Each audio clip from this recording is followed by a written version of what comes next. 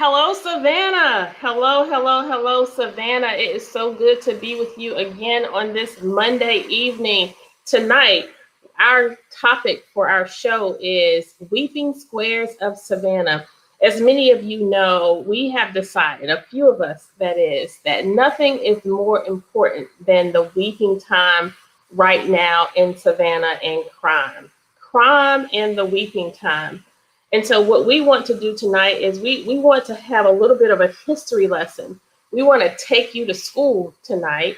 And I have some historians, I have some community activists, and I have individuals who have been working a long time on several of the issues that we will talk about tonight, from the Weeping Time to Calhoun Square, and why it is important today and why it actually is connected to a lot of the issues that we are facing in our community by way of crime, poverty, as well as economic drivers for our neighborhood. Admittedly, we have acknowledged that we became knowledgeable of the Weeping Time some 5-6 years ago. I attended my first commemoration event for the Weeping Time possibly about somewhere around 2018, 19. And it was in that time that I wondered why we hadn't heard a lot about it. And so we've been talking a lot in our country about critical race theory and the whether or not it fits into our academic structure and why it's important. Well, the Weeping Time provides for the perfect example of why it is important to know our history. There is an old adage that acknowledges people perish for the lack of knowledge. And I submit to you, ladies and gentlemen, my dear Savannahans, that our people are perishing because they don't know who they are. You see, I feel like if the students who are matriculating in the corridors of our local schools here in Savannah knew of the greatest atrocity to human mankind in the Americas, in these United States, if they knew that the largest slave sale in the history of America took place right here in Savannah, Georgia, on the West Side, if they knew of that atrocity and knew of the magnitude of the hurt and pain that caused to our ancestors, and sort of set into motion a set of circumstances that will preclude us from becoming plugged in citizens to our society, quite possibly we wouldn't have the level of Black on Black crime. Quite possibly we would have individuals who are in our communities migrating as such with a sense of pride. Is it by design? Is it deliberate that the weeping time is kept out of the history books of the very school that sits on her property, Brock Elementary? Can you think and consider for one moment thousands upon thousands of students, hundreds of teachers, dozens upon dozens of administrators who have gone in and out of those doors of Brock Elementary, never knowing with the library full of books, with classrooms full of textbooks and history books, never knowing and understanding the magnitude of which great atrocity happened on the very ground of which they are built. And if we want to give consideration to the opponents of the location of the weeping time and say, well, it wasn't actually on the site of Brock Elementary, it's 10 steps away. How greater of an atrocity. So tonight, what I want to do is introduce to you a few of my dear friends, people who I've come to know as my friends and appreciate in their profession: historian, activists, community servants, individuals who have been on the front lines of educating, bringing awareness to, and helping to preserve the most precious pieces of our history. And so tonight, without further ado, I want to introduce to you individuals who are going to take us from the weeping time to Calhoun Square and help us understand. And I want everyone right now, every one of my friends who are listening, I need you to like and share this with Savannians. I need you to like and share this post with Georgians. I need you to like and share this post with Americans. I need you to like and share this post with anyone who has a heartbeat and blood running warm in their bodies. Right now, we have some important information to share. Important information that will give us a hope for a future that belongs to her people. And so I want to introduce to you our Queen Mother, Miss Patt Gunn, Queen Mother Patt Gunn, who has been on the front lines of providing information and education to so many tourists who grace the grounds of Savannah, keeping it real, keeping it authentic, and keeping it relevant, and doing it in a graceful, queenly way. Thank you so much for saying yes to being here tonight. And then I want to introduce to you Dr. Griffin Lotson. Dr. Griffin Lotson and I go way back. He probably doesn't remember how far back because he's probably about 2-3 decades older than me, maybe. Nonetheless, we are a part of the Church of God in Christ. It's say once you're a member, you never can not be a member, right? So the Church of God in Christ is where I first found God in Christ and dedicated my life. And it's where my husband and I married. And I shortly met through Bishop Benjamin Collins, Pastor Lotson, and we fellowshiped sometime. And then my life sort of entered into this world of politics, and we connected again But this man has been on the front lines of preserving the most precious history of Georgia. And actually, his work is global. And so we want to hear from him tonight with regard to what he's done in Brunswick and why what he is doing in Brunswick, Georgia, and I may add, the poorest city in the state of Georgia. However, they have one of the wealthiest ports in the nation. How can that be? Well, that's another show. But Elder Lotson will share with us some of his work and how and why he is sharing his work and his knowledge with us here in Savannah. And then Miss Peggy Hillary, who is a friend and activist connected with Patt Gunn. And she's going to share with us the relevance of this work and why her presence and her person is so relevant in this work as well. Thank you so much. And I'm looking forward to hearing from you. And then last and never least, Dr. Amir Toure. I like to affectionately call him Jamal because that's the person I first met. You, for those who know him, know that he is not like Christ. He's nothing like Christ, but he is three persons in one. Mm-hmm. Would you agree to that, Dr. Toure? Tiger in my house. Tiger visit. Tiger talk to all the HR shows. Not Tiger. Tiger said, "You a wild tiger?" Tiger said, "Bam, Jamal, let her know I'm right here too." And God not gonna come on the show tonight, but Tiger is here. Just let you know that. Bam. So I knew that was coming. Listen, I deliberately invite him and have him in my life because of all of the stress and the heaviness and the weight of these large issues, these very important issues. You have to have a moment where you just pause and have someone in your life who can just make it light. But the thing about this guy, he can go from real to relevant to extremely hilarious all in 1 minute. All in 1 minute. And so, Dr. Toure, we're going to ask you to help us just pull all of this together. So, Elder Lotson, you were so gracious in extending your time. You came here recently to share in a press release of the Weeping Time Coalition, started by Pastor Gordon of Solomon Temple Church of God in Christ, and co-hosted by our intrepid community activist, Pastor Leonard Small.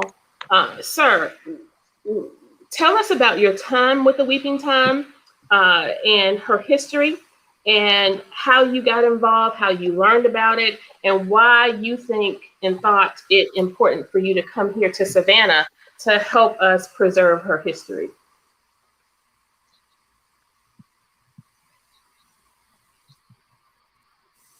Elder Lotson, can you hear me? Oh, is he frozen? Yes. How's my audio? Your audio is fine right now. How's my audio? If you could just keep talking, we'll see how we do. You sound great. I will go to another site.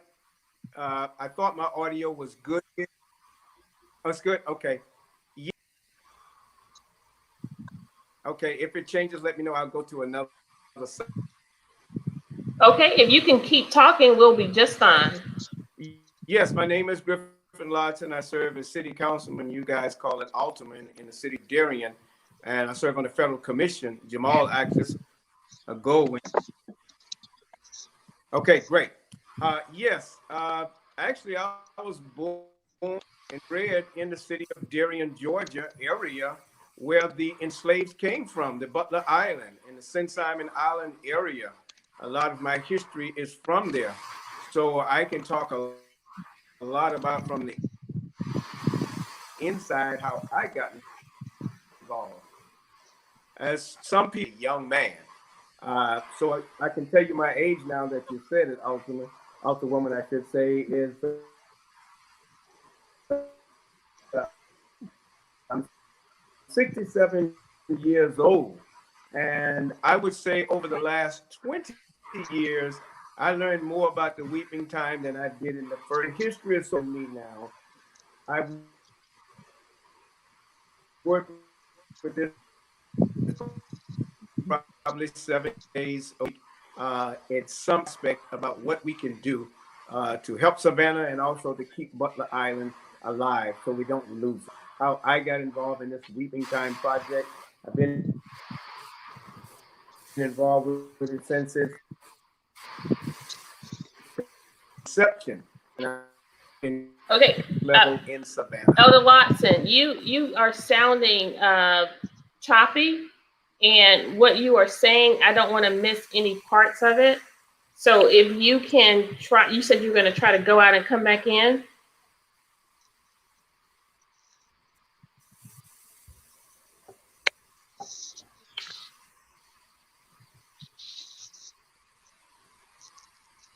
Okay, let's give, if you can hear me, Elder Watson, if you can go out and, okay. And so, okay, so we're going to switch gears a little bit, and I'm going to pivot to Queen Mother Gunn.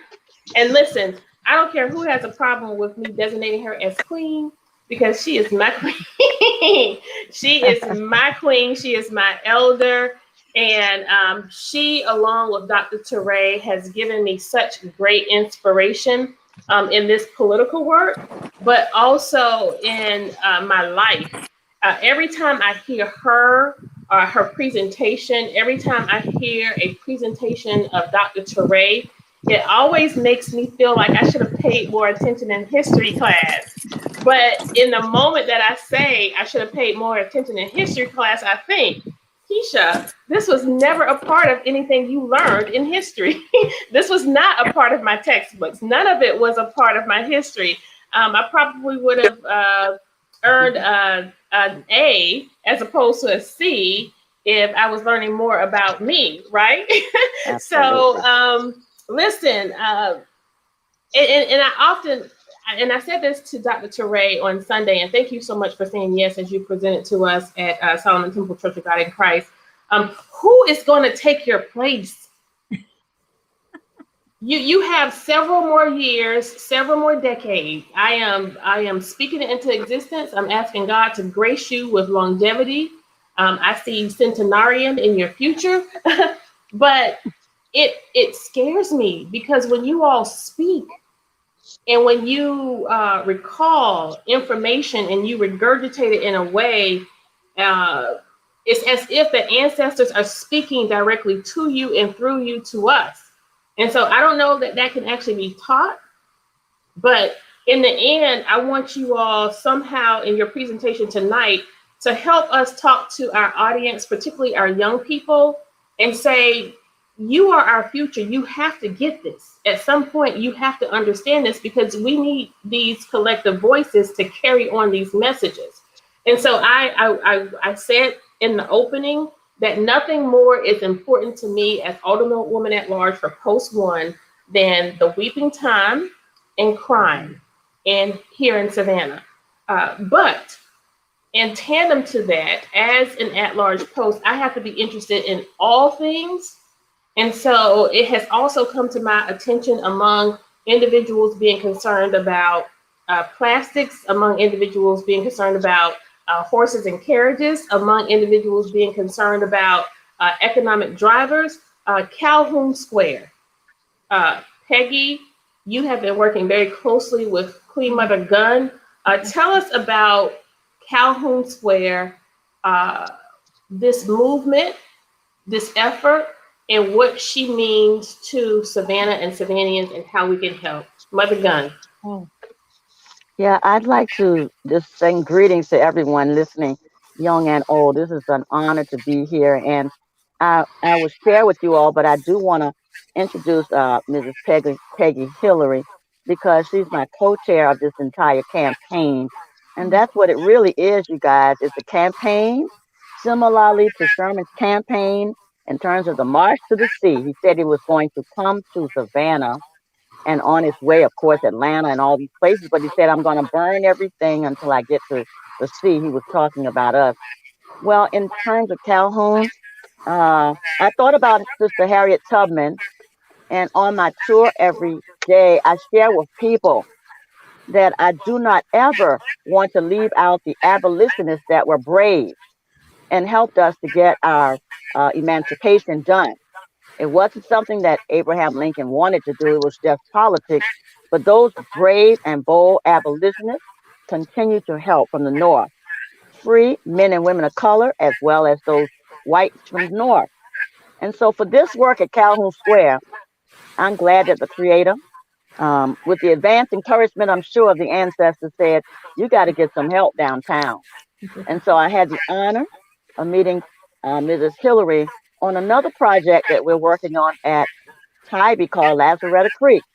And in the process of that, she said to me, I think I'd like to help you with Calhoun Square. So I'd like her to just share who she is as it relates to this. But before she does that, I just want you to know that Calhoun Square is in the 400 block of Abercorn Street. It's directly in front of Western Monumental United Methodist Church, as well as Massey Heritage School. And then there are homes, residentials around there. Um, we always knew that there was a burial ground down there somewhere. We used to play at Calhoun Square, May Day, May 1st. And my mother, may she rest in power, was the cook at Wesley United Methodist Church for over 25 years. So I've studied in that square. Homework. I had to stand at the door of the store about a half a block away and get someone else to go into that store to purchase because we were not allowed in segregation to go in. So I have deep roots down there at Calhoun Square. And so when we did get the information from the city verifying it this March 2021, that that was an official burial ground there, they did say that that burial ground is at Whitfield, closer to that area. And then closer to Calhoun is a stranger cemetery. So you got two cemeteries down there. But the bottom line is that they never, ever transferred all of the enslaved there, only a few, and the records verify that. So at this point, Calhoun Square needs to come from that downtown area. We submitted an application for both of the squares, Calhoun Square and Whitfield. Both of those men are horrendous pro-slavery advocates. Calhoun was the one that helped the Union, helped the Confederates, to secede from the Union. Calhoun was the Vice President of the United States. He was Secretary of War. He was the number one orator in support of slavery in the nation. He was the one that carved a plan for the indigenous people in terms of, you know, the walk from Georgia to Oklahoma and the Trail of Tears. He was horrendous. He died in 1850, but his work is being taken down right now all over the country. So I needed some help. I'm so glad the ancestors gave me Mrs. Hillary to help me. And so I want her to share what's happening with Calhoun Square, and we're both back and forth with that. But I want you to know that Mrs. Hillary, to me, reminds me of a 21st century abolitionist. And I think we need more 21st century abolitionists right now because it's not an easy journey when you're trying to rename the square. So I'll let her share, but I want you all to know that over 300 plus statues, monuments, street names, and schools have come down around the nation. And I don't think we should leave Savannah out of that liberation party. So Calhoun's name needs to come off of the square. And I hear you young people, when you have a conversation at the end, you say period. So I'll just say it like this. John C. Calhoun name needs to come off of Calhoun Square, period. Period. Period. Yeah. So Mrs. Hillary, please share with them. Okay, so like many people that I've talked to since I met Miss Patt, I started on a tour. Our family was on a tour with her. She's so inspiring. I totally agree that she is the Queen Mother. I love that title for her. And she was inspiring. I am a former educator. I'm not going to say I'm retired because I am still in the education business. And that was really what attracted me most. And I will say I did want to be a part of it because here I was in her tour, walking through these squares that are so famous. Savannah is so famous for these squares. Uh-huh. He's telling me history, and there's nothing on the squares that reflects that history. That there was a auction. One square is where slaves were sold. There's nothing there to say that. Why is Calhoun have a square? It's right next to where a burial ground is, and those interred in that burial ground are not even being honored. It was the injustice and the opening to me that history was hidden in Savannah. And it was so sad to me and my family because we love Savannah. It's a beautiful city. Why is history hidden in this city? And it was funny. I read in a letter to the editor, and one of the points against renaming Calhoun Square that this author made was that renaming the square is not going to change history. What are you doing? We're not trying to change history. We're trying to uncover and reveal true history. And it takes a whole bunch of us to do that, as Miss Pat said. And after she inspired me, I just started talking to other people. Actually, I was part of the justice team at Trinity United Methodist Church. We had a justice team. The whole team went on another tour. They became inspired. It doesn't take much when you're with Miss Pat to become inspired. And they became inspired, and they got involved. Um, in the same church, we had a Be the Bridge group based on Latasha Morrison's Be the Bridge book. And that that committee got involved and inspired. We began to we began Miss Pat and I began to have Zoom meetings where we would invite people to come. We invited. And it wasn't easy. I want to say that creating a coalition is not easy because people, and I'm going to say the word racism, they're all at different places and how they will admit and face their racism. And Miss Pat helped us with that. We've read Be the Bridge was a wonderful book, and I'm reading My Grandmother's Hands with another group that joined us, CURE, CURE, Connections, Understanding, Reconciliation, and Equity. So I pulled from my people that I know. We came together. Miss Pat, of course, knows people even around the globe, and she's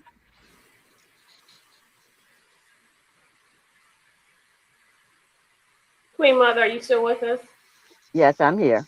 Yes. Okay, can you pick up from where Miss Yeah, Hillary just left off? in a nutshell, we formed this amazing Jubilee Squares coalition. It's people from all walks of life, all colors, retirees, artivists, just people from everywhere, not just locally, but across the nation. They're letter writers, they're Jubilee letter writers, it's just organizing. And so what we said we were going to do is we're going to form this coalition for the purpose of getting this square renamed. In terms of an update of where it is right now, it's the second month of submitting the application to the city. The city has accepted that application, and we have to get 51% of all the neighbors on that square to sign, which is really 10 people. There are 19 neighbors. We got to get 10. And so we're working on it right now to get them to support signing that agreement to have us change the name. It goes from there to City Council. City Council sends it over to the Historic um, Preservation Commission. And then from there, they make a recommendation and comes back to City Council for a vote. You also have to get a mayor or the district representative from that district or an alderwoman um, to support it. And yesterday on the square, we had a Come Sunday event that we do once a month. It's a teach-in, and people come with their lawn chairs and their own water, and we have people that teach. And Representative Dietrich Leggett showed up, and he gave us his support that he will sponsor carrying this mission for us to change the name. They also told us that the name of a square has not been done for 138 years, and we want to change it to Jubilee Square. Why Jubilee? Because we have traced and listened and studied the Federal Writers Projects of the 1930s, What were the names, the voices? What did they say when they were emancipated downtown on Bay Street when Sherman came on the 21st of December, 1864? And the narrative said they were shouting, Jubilee, we are free, Mhm. Jubilee.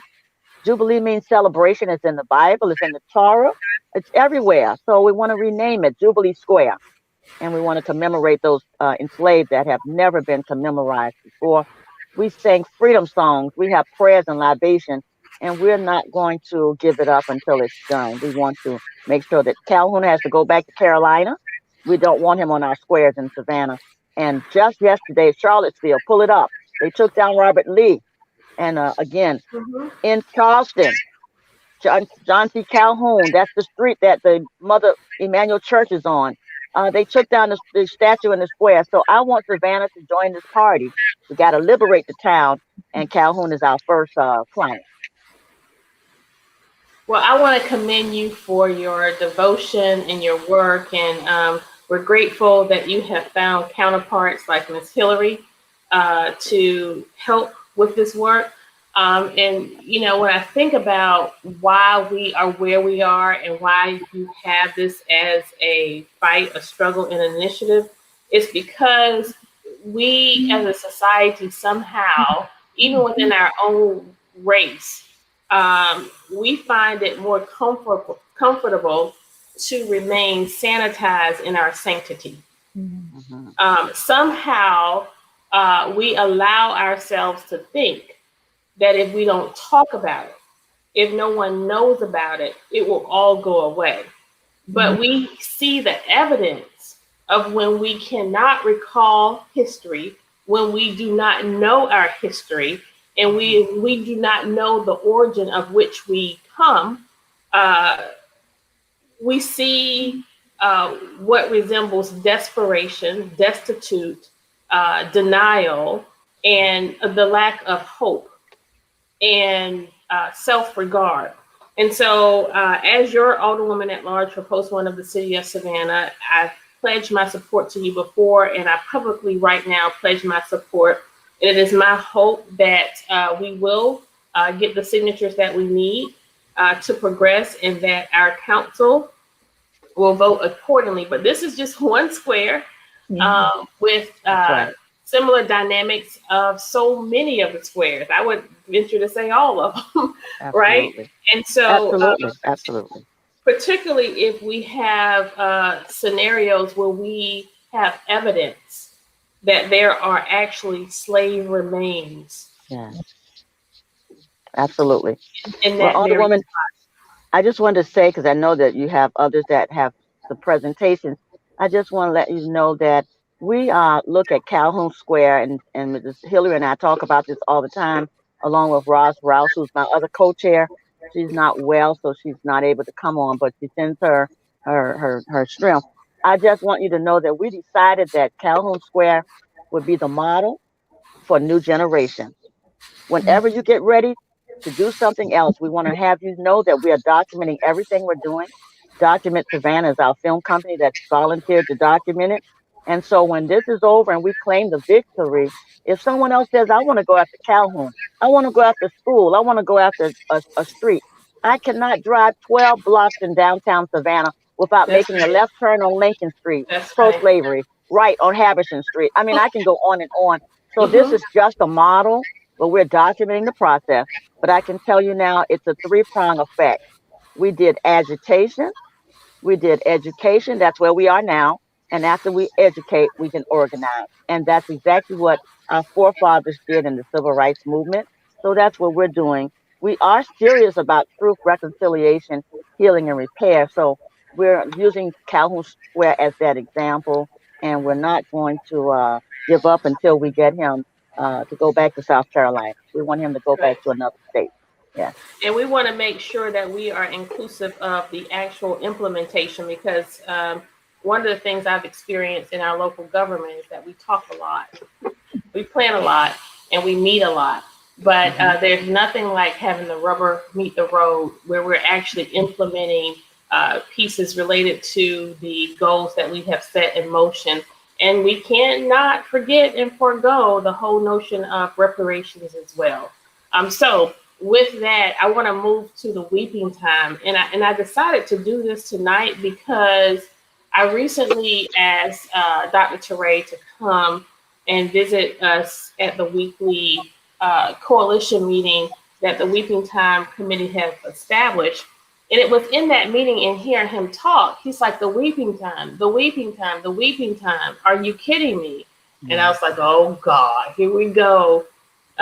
He's going to sabotage my whole thoughts. My whole intent was to just have him come and say something profound like he always does and just pull us all together. And he's like, the weeping time, have you forgot about every time, all the time? And he just started to go on this, to give us this dissertation of almost every inch of property in Savannah that has the same demography, the same hurt, the same pain, the same atrocity that occurred on the Weeping Time property. And we hear that commonality with Calhoun Square. And so, and now it's not just here in Savannah, Brunswick, Georgia. And are you back with us, Elder Watson? Can you hear us, sir?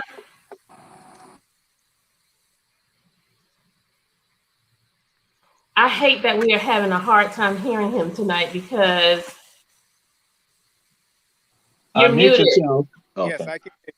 I can Okay, great. hear. I can hear you. Give it to us, Elder Watson. Okay, Brunswick. Actually, I'm here now at the Butler Plantation, and please let me know if the audio fades. Okay, I'm at the Butler Plantation now. Is located one of the Hampton. Yeah, the Hampton Plantation is on St. Simon Island, not too far from here. Butler's in Darien, the Hamptons in Brunswick or St. Simon Island. Tying this together of the weeping time, of course, most people do not know the weeping started before Savannah, as we all can imagine, because it was leaked out in part that they were leaving. They knew they wasn't going to a vacation. And so leaving those islands, going to Savannah, this was Butler Island. Now we have a bridge. But back day, 1809, there was no bridge. So all those enslaved that left here, Darien and St. Simon Island, that were enslaved, they went to Savannah. And we all know the story because we all are educated in that field now. I'll go back to that, then I'll come forward. Fast forward, House Bill 906. I love telling my story because real history, and this is being recorded. I had a gentleman to contact me and ask me about, did I know anything about House Bill 906? They know I'm deep involved in politics from the White House on down. And I said, no, I wasn't. I was very busy doing a lot of things for Gullah Geechee, but I didn't know about House Bill 906. Hermina, that deals with the Susie King Taylor, she asked me about it. And that's what got my ball rolling. I said, this must be very important. And that's when it started raining. And when I say raining in the sense of, oh my God, the House had already voted it, and I checked on it, Jamal, very seriously politically. 80% voted for to get rid of the Butler Island. 80%. Democrats, Republicans, white, rich, and poor. So we know if it went to the Senate, it was going to pass.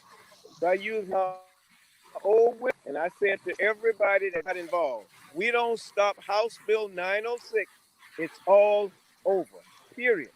So we have all hands on deck. All of us have to figure a way to stop it. And that's what happened. It was doom and gloom. We didn't go for the whole 100 and something acres. We decided to go for the 25 acres. And of course, we use the techniques that you're using in Savannah.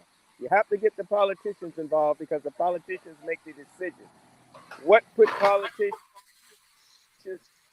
in office? The voters, politician, an old The thing that scares the politicians is people voting them out of office. So you guys are on track. We were successful in it, but we went for the low hanging fruit.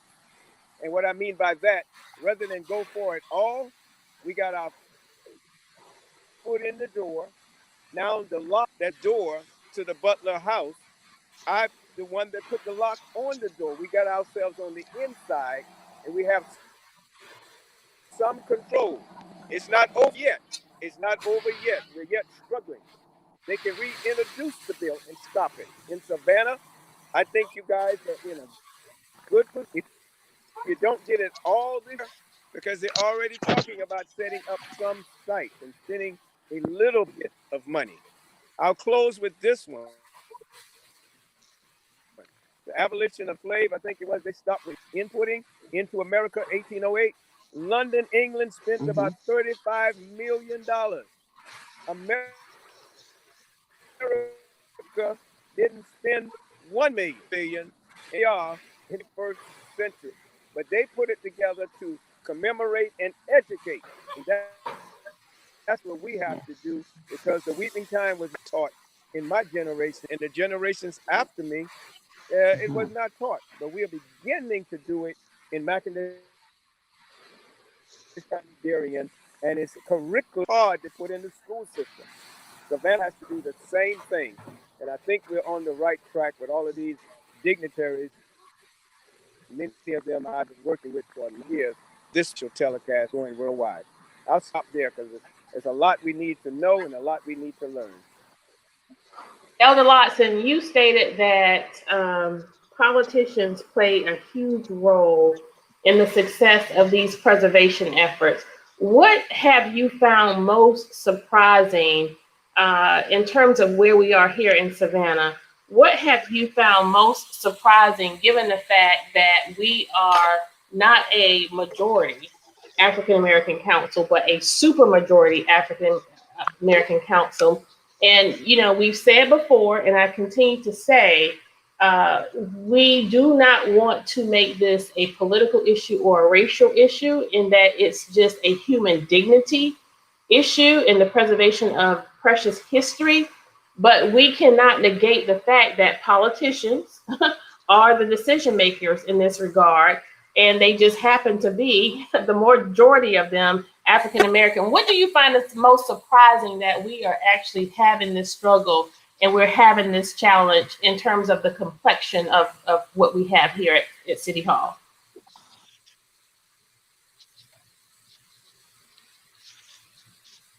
Well, let's go biblical a little bit.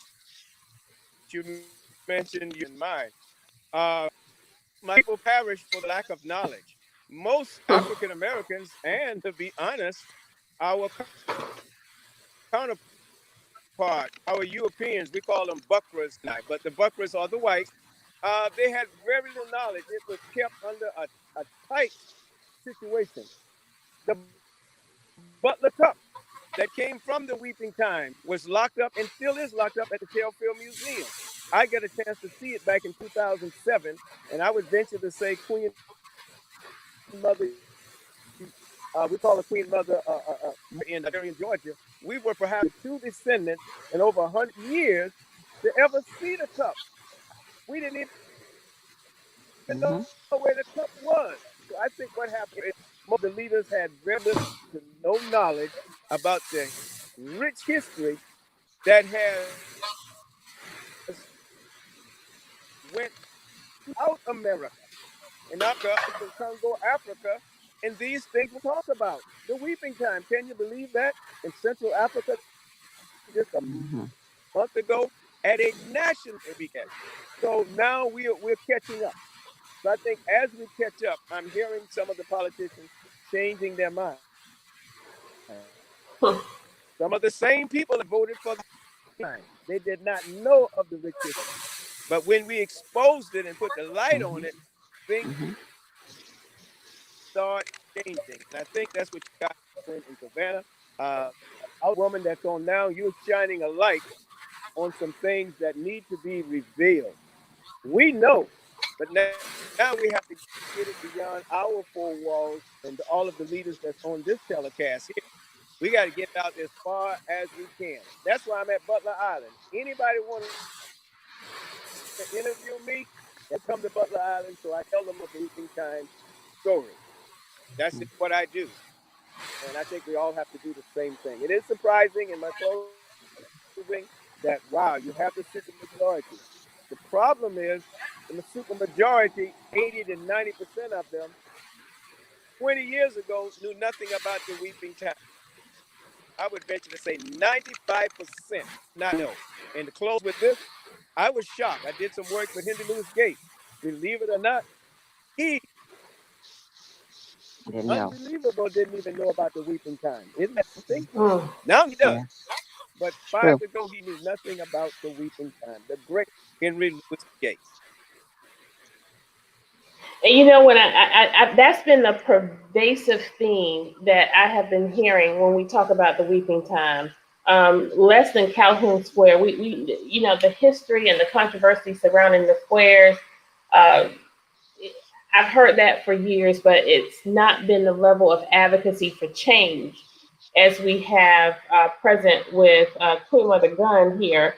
But I didn't know about it. I'm just hearing about it. That's the pervasive theme. And for me, that's not okay. And I don't think people say that to discount it.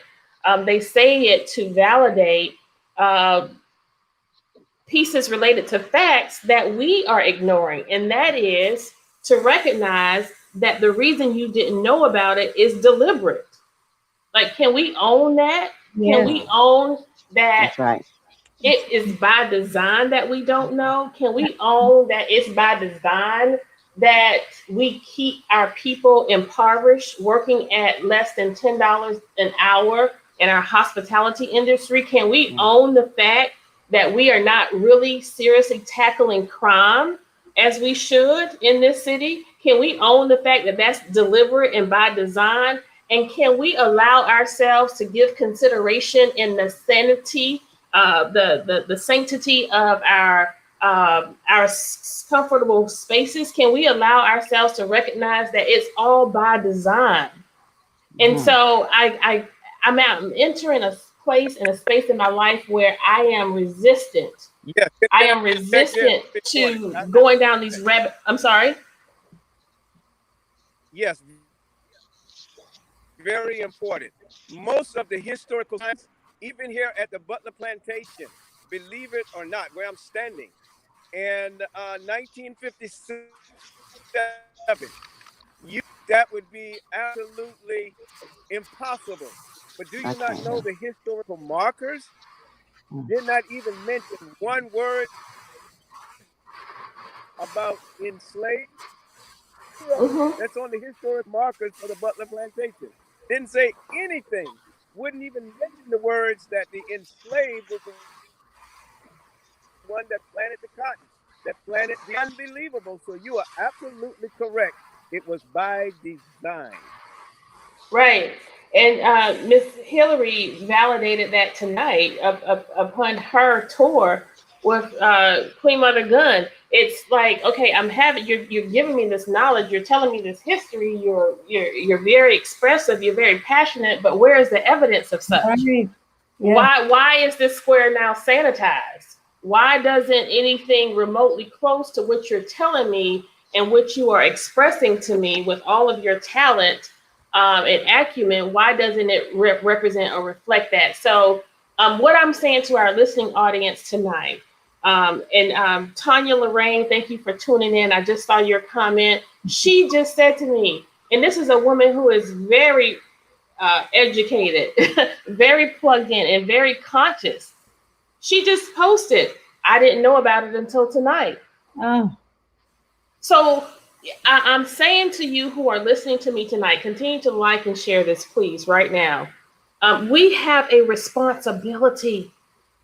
We have a responsibility because if this, Elder Lotson, Councilman Lotson, Queen Mother Gunn, Miss Hillary, Dr. Toure, if this is something that we are just learning about in the weeping time, what more must there be? Right? What more must that be? So we have a responsibility to keep pressing, keep pushing, but it grieves my spirit that we have arrived at a place in our municipal government where our electorate spoke loud and clear and said, we're going to send people who are going to carry our voice, carry our issues, fight for us, challenge the status quo, and do the right thing, only to have us right here still flexing these muscles and exerting our power in this way. Dr. Toure, before I let Elder Watson go, he said something that will now forever stick with me. He said that the weeping time doesn't start in Savannah. He stated that families, people, men, children were actually transported. He said they knew they were leaving, but it wasn't for a vacation. Mm. Elder Watson, that statement, they knew they were leaving, but it was not for a vacation. Now, it'll take someone like my pastor or Pastor Small to exegete that. You know, that's what y'all do with the scripture, and make that relevant and regurgitate it in a way in which you frame a narrative to help us understand it, and that's still to come. But Dr. Toure, I want you to take us to school and to task by marrying my intent tonight, which was listening to you, where you said, this isn't just about the weeping time. This is about all time and every time in Savannah and the coastal region in our great Americas. And then with Elder Watson saying, they knew they were leaving and they were not going on vacation. Dr. Toure. Well, again, greetings to everyone. Greetings to the family. Always glad to be here. Just to throw some things out there that have to understand some things about the sensitivity, being aware. And I tell folks, we don't get caught with fattest things like critical race theory, 1619 project. We're talking about history. That's all it is. It's really history. That stuff are political footballs that are used by people who are conservatives or liberals or moderates. They're then bandy about. It's an intellectual exercise, an intellectual orgasm. But let's just focus on the history. One thing along the Savannah River, and the coastal and on the Atlantic Ocean, the infant mortality or the child mortality rate for African children was 60 to 70%. That meant that the majority of children that were on any plantation along the Savannah River and along the Atlantic coast, that the majority were going to die. In some cases, it exceeded, went almost nearly up to 90%. So again, you got a horrific situation going on right there. So that's a part of our story. But then also, that's why I say about the weeping time. I tell folks, I say, how can you forget? You look at the weeping time; it's even greater than that. That we're going to look at in November 1858. November 1858. That last ship to bring in captive Africans that are known comes on to Jekyll Island in Grand County. Then some of them are brought to Savannah, Georgia, and Chatham County, and the plan was hatched in Savannah, Georgia, by Charles Lamar, who comes from. And let's interject. The weeping time was 1859, and that occurred in 1858. 4 months later, again, you got the Wanderer right here, the last to bring captive Africans into the state of Georgia. That's the Wanderer, 1858, where they have stolen Africans and brought them over. Just like when Griffith was saying that there was no vacation. It wasn't a vacation for those children, and because those were mainly children that were brought from Africa on the Wanderer. And that one of the moments that happened, that when they now bring up to Jekyll Island, one of the Africans there, he began to communicate with them, with the children. And he then they talk about how he began to cry because when this occurred, he realized that they had stolen him from Africa some 50 years before that, and now he's realizing, wait a minute, they have not stolen children from my same people, my same ethnic group. And that's 1858, and Savannah is all in the mix with regard to that. Jonathan Bryant Absolutely. and others are all in the mix with regard to that. And so now we look 4 months later, then what are they going to do? They go to Jonathan Bryant, who has a monopoly pretty much on the selling of Africans as a broker. And so right there, we look at the streets of Bay Street, Bay Lane, Bull Street, Drayton Street, and we see our city hall right there, all in the mix. And they know what's going on. And that because there's so many of them, they can't have them housed right downtown Savannah as we know it today. They got to send them out to the race course. But then what's also going on is that the interesting that when we talk about Whitfield Square and Calhoun Square as we know them today, that actually what happened around 2008, maybe 2008, 2007, they were doing some utility work on the square. And they found a skull on the square. And they called in the GBI. The GBI comes in and the GBI said it was an Africoid skull and there was no foul play.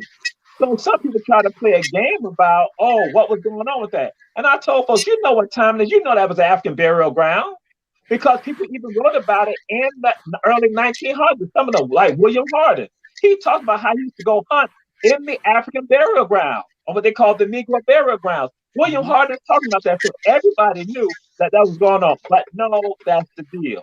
When you stop telling your story, it gets disconnected. And so guess what? So that means generations of people are now lost. Generations of people don't have a clue with regards to this. So when we look at what happened there on, as we say, the 10 Broke race course, and some call it the Oglethorpe race course, guess what? And as I shared with you all yesterday, Sister Kesha, I said, Alderwoman Kesha Gibson-Carter, I said, yes, you also got to have an interest in that property, and you can pull them into it if they are truly about history. Confederates, because what happened, even after now, when we see Savannah now about to fall under control of the Union, with Union forces coming here, they're looking at trying to protect the women and the children. Buckle women and children, Caucasian women and children. They're trying to protect them. Where did they send them for protection? At the race course that they had just had Africans held in some 3 years prior to that. So I'm like saying, look at all that. That's our story. And that's why I shared in the church on yesterday. I said, when you don't know your story, people can come at you and give you a bunch of crap. They can give you that falsehood. But then when you know your story, you can pimp slap them with this information and knowledge. So now when they come to you, they know better than come to you with that incorrect information. I tell folks, most of us do not know American history. We know American mythology. And we feed it to other people, we regurgitate it, we give it to other people. And so guess what? So you have generations of people out here who don't know their story, and they're relying on someone else to tell them their story when they don't even know the story. So now you have people who now have a dislike for themselves, but not only do they dislike themselves, but they dislike people who look just like them. So that's why I can engage in crime. I can engage in violence against you, because guess what? I don't like either one of you because you look just like me. You remind me of me because I'm nothing. And because I have bought into the false narratives, into the mythologies, I now think that I'm nothing, you're nothing. So when I cause harm to you, guess what? Ain't nothing going on. Ain't nothing, because you're nothing. And so that's why, but I tell you, when you understand your history, understand your culture, your self-esteem rises. Your self-esteem is like this. So when you see someone who looks just like you, guess what? You got a love, you got an affinity, you got a connection.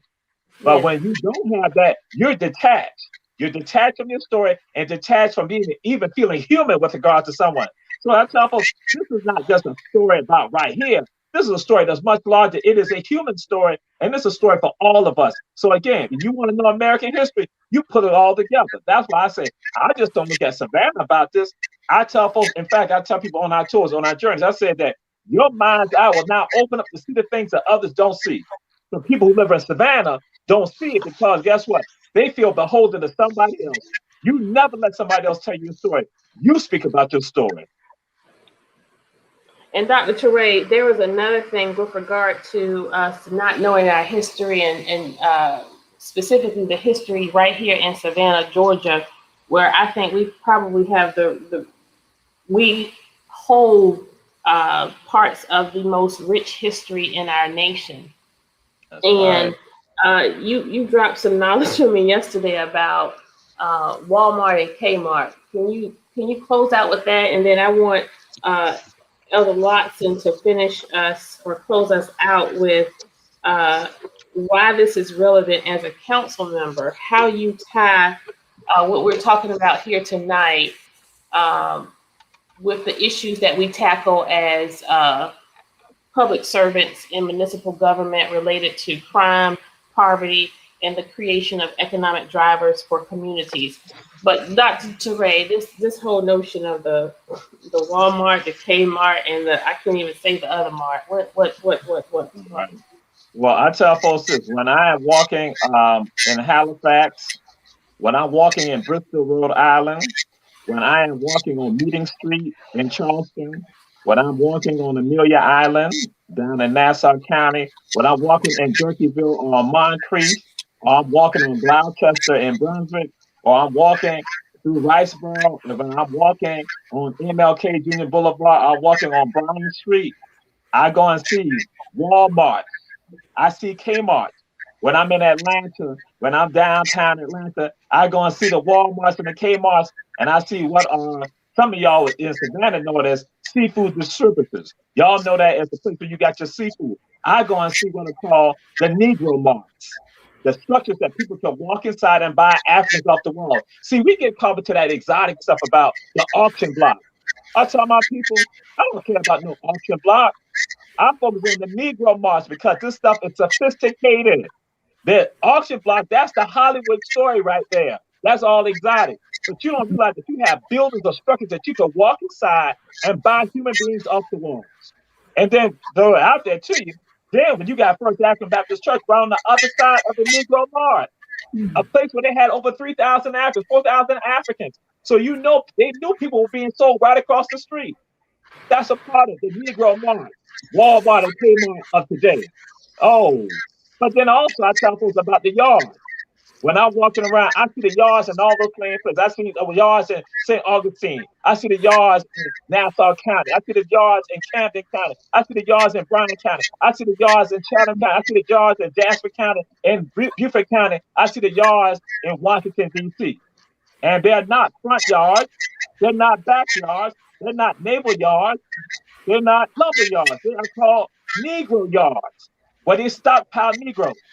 So when I walk along Bay Lane, I see all the Negro yards right there. See, my mind's eye is now open for me to see the Negro yards, but then also understand the pain and the anguish.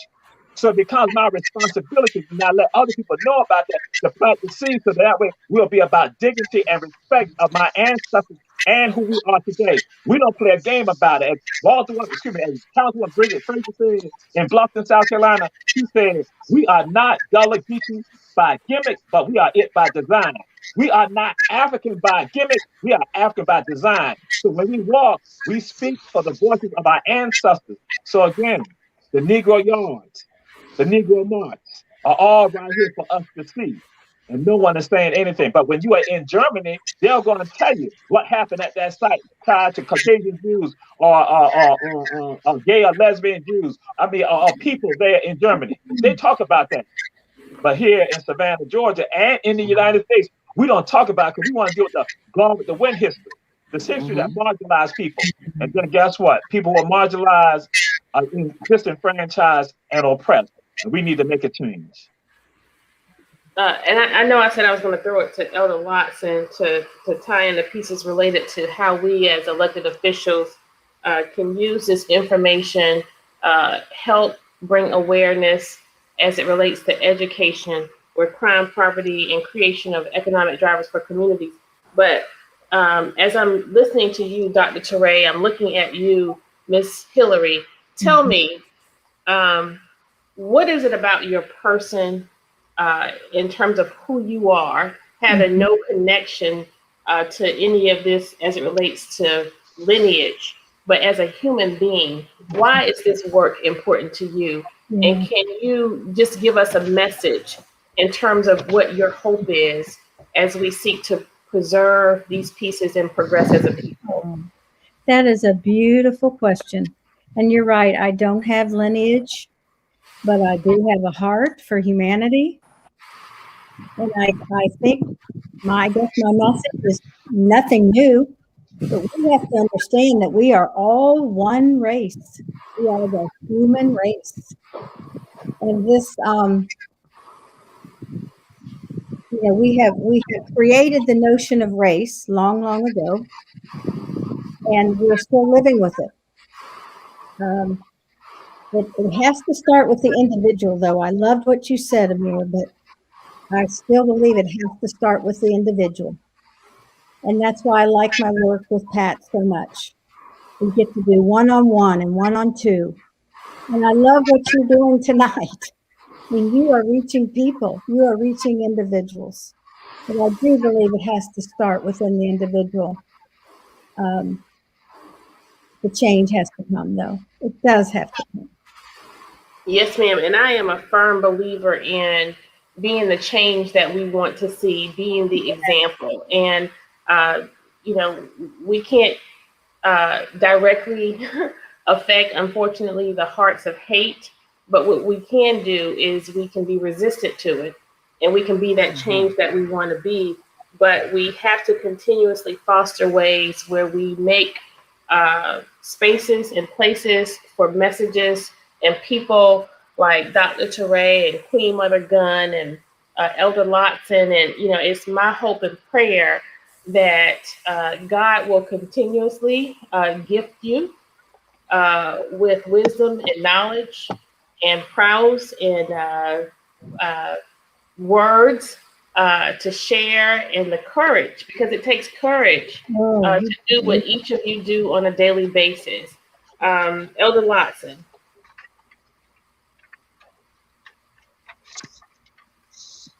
Thank you. This was a glorious, meeting gathering. Pat, Gunn, and Jamal. Jamal to me is like E.F. Hutton when he speaks. I actually listen to every word. He's a little younger than I am, I but he know. has so much wisdom.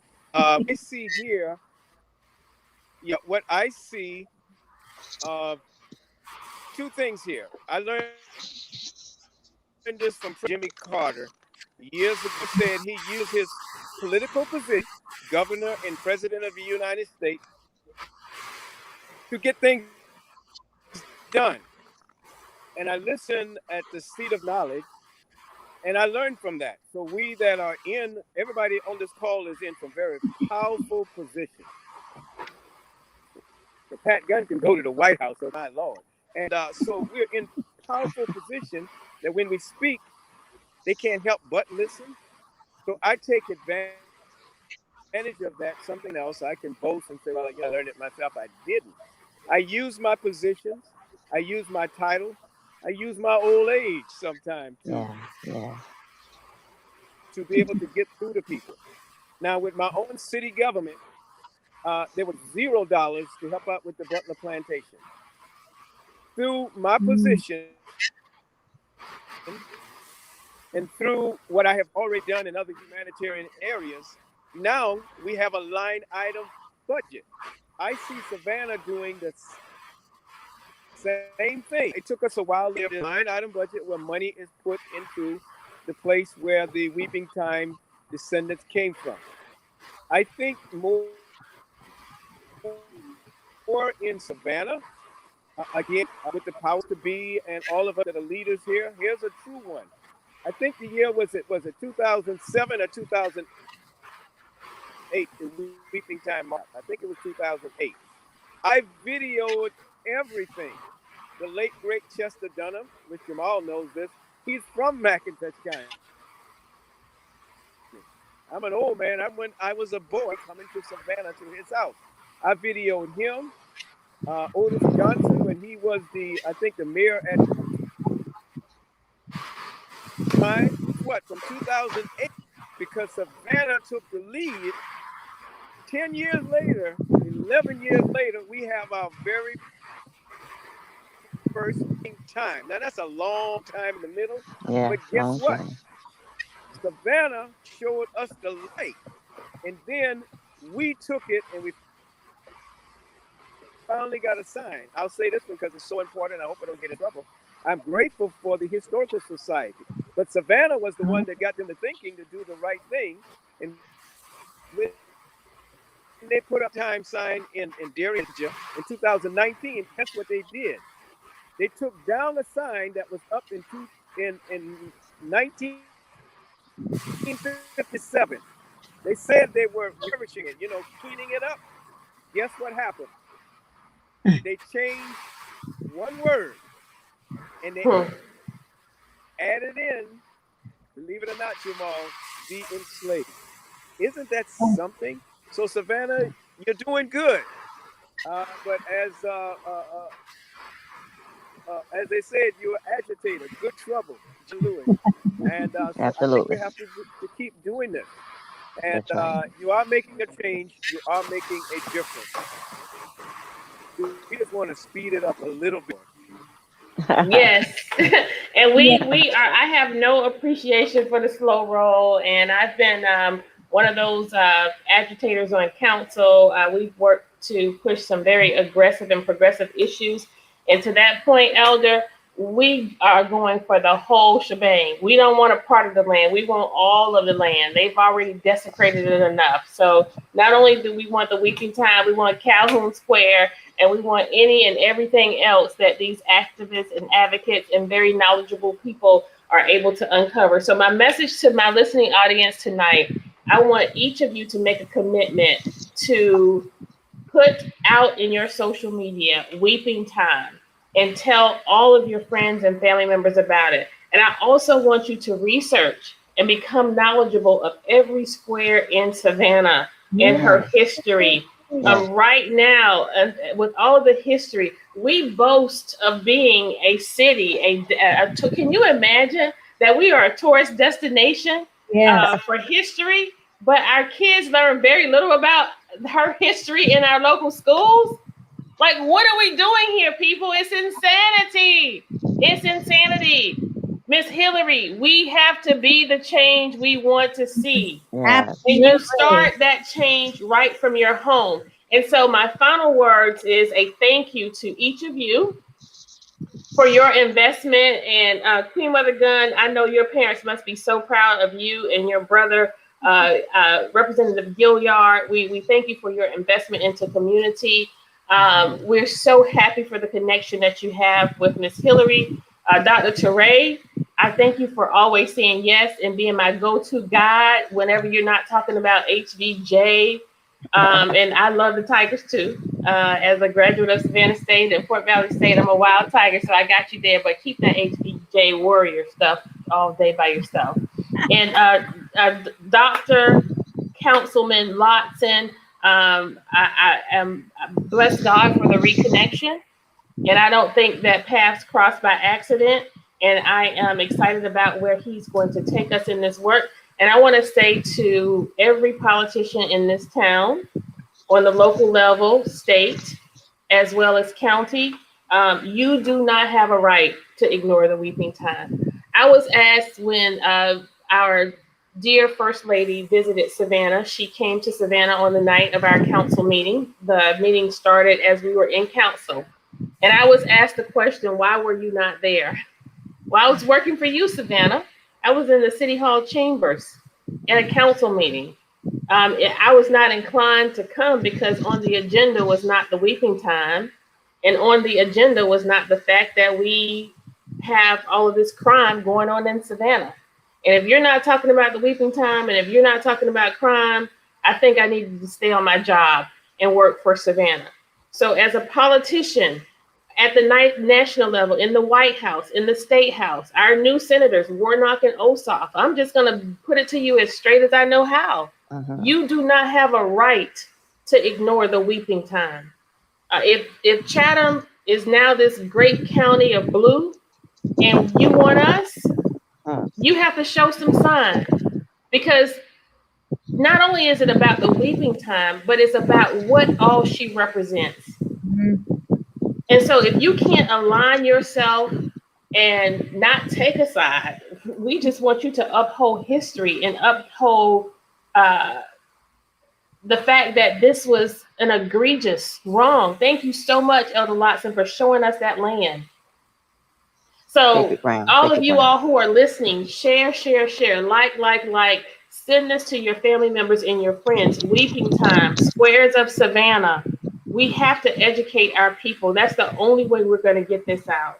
Yeah. And so write your senators, write your representatives, write your council members, write your mayor, write your Chatham County commissioners, Chester Ellis. What's the other guy's name? His dad was the mayor, Dr. Toure. Kenneth Adams, Commissioner Kenneth Adams. Let's hear from you. You do not have a right to ignore this. You don't. Yes. Yeah. Absolutely. I don't get to set much policy, so my job is to call stuff out. Pastor That's right. Farrell, thank you for standing up, and speaking out. Thank you, sir. Thank you. Aunt Betty, of course you're going to say that. That's my auntie. Listen, I love you all. They're telling me we have to go, but I think this is worthy of a greater, larger conversation. So we will come back together again. I appreciate your time. But in the meantime, I want everybody to talk about the weeping time. And finally, I would be remiss if I did not acknowledge the Alderwoman who actually started this movement and brought it to the forefront. Our Alderwoman of the 1st District, Alderwoman Bernetta Bryant Lanier. We also are grateful to Pastor Gordon of Solomon Temple Church of God in Christ for opening his doors and stepping out of his comfort zone into this world of activism. I welcome him to my world, and he's so graceful with it. And then happy birthday, happy new life to Pastor Leonard Small. A year ago, a week and 2 or 3 days, he was receiving a liver transplant, and we are so glad that God blessed him to run on just a little bit longer. Listen, Happy Savannah, birthday. I love you. Birthday. Happy birthday. Happy birthday. Tell your HBJ daughter, I said, hey. Tell your HBJ daughter, I said, hey. HBJ, hey. We hadn't signed the papers yet, Dr. Toure. Calm down. This is still a blue and white house. Blue jackets. Listen, Blue jackets, I love you, Savannah, and thank you to my guests. Good night. Good night. Ashe.